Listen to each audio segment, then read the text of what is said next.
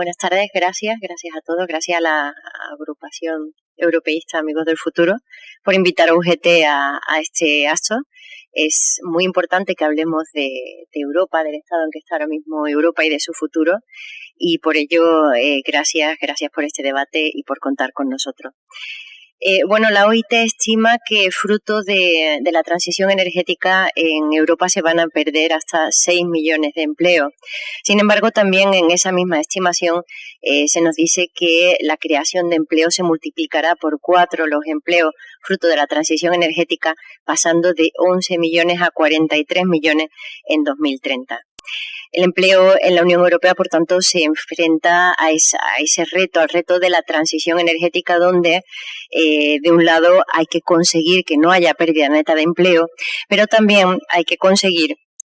que fruto de la transición el empleo que se crea sea empleo estable y de calidad, es decir, que no reproduzcamos el esquema actual del mercado de trabajo donde la precariedad y la desigualdad están instaladas. Por tanto, los retos son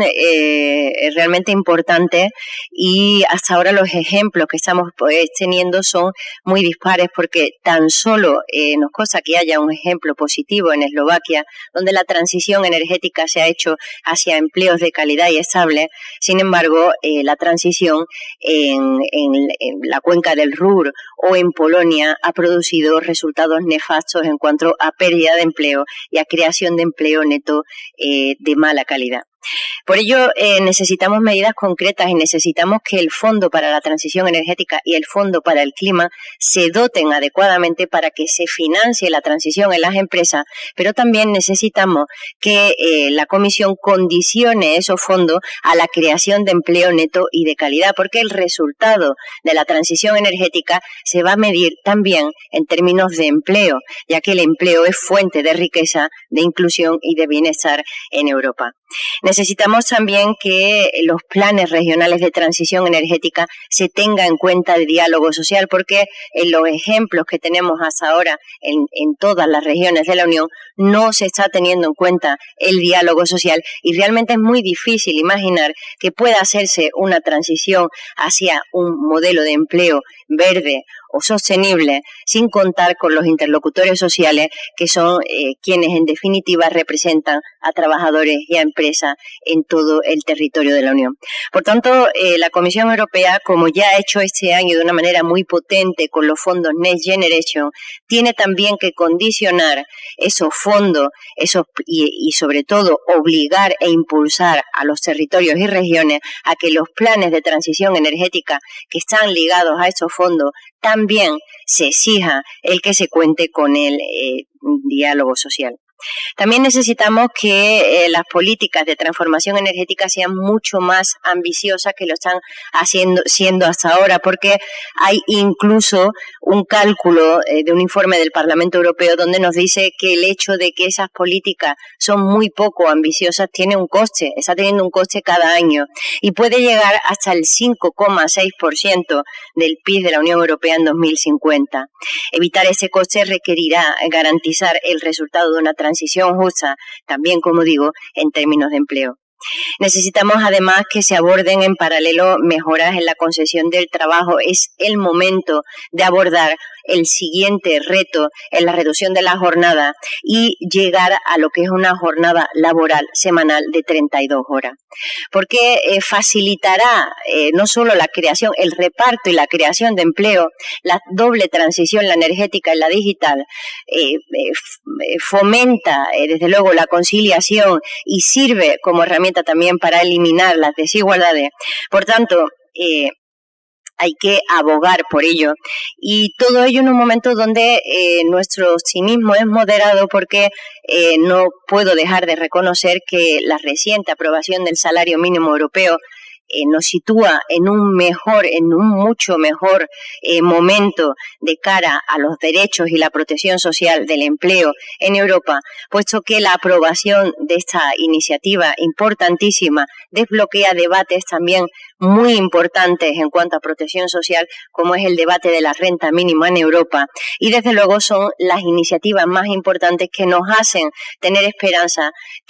sobre que el pilar europeo de derechos sociales sociales va a ser una realidad en nuestro territorio de la Unión.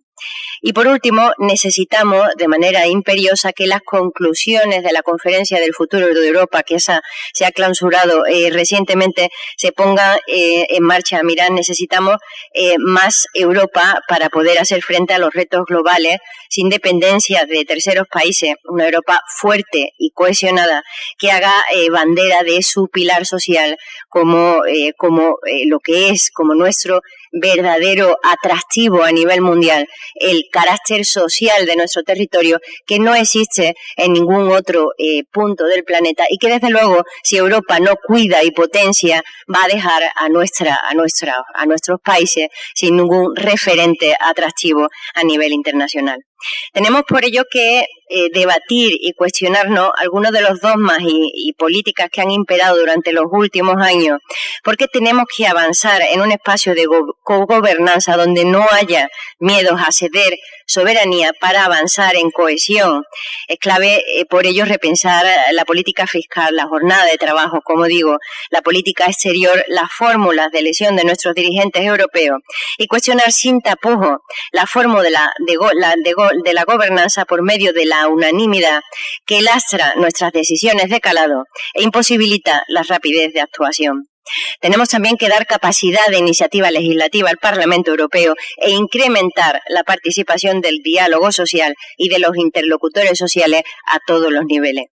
Mirad, la próxima presidencia española tendrá que poner el acento en lo social e impulsar el desarrollo de todas esas iniciativas, potenciando lo que yo en UGT consideramos que es el producto estrella que ha usado nuestro gobierno para combatir la crisis del COVID-19, el diálogo social. Porque para gestionar esa crisis se han alcanzado hasta 49 acuerdos de diálogo social y nuestra presidencia española del Consejo de la Unión debería impulsar ese diálogo social para que fuera referente y modelo en muchos países de nuestro territorio de la Unión, donde los estándares democráticos y sobre todo la democracia en el trabajo, ni mucho menos son los mismos que los que conocemos en España. Eso también, desde luego, ayudará a mejorar el empleo y a mejorar la cohesión europea. Y por último, ante las crisis,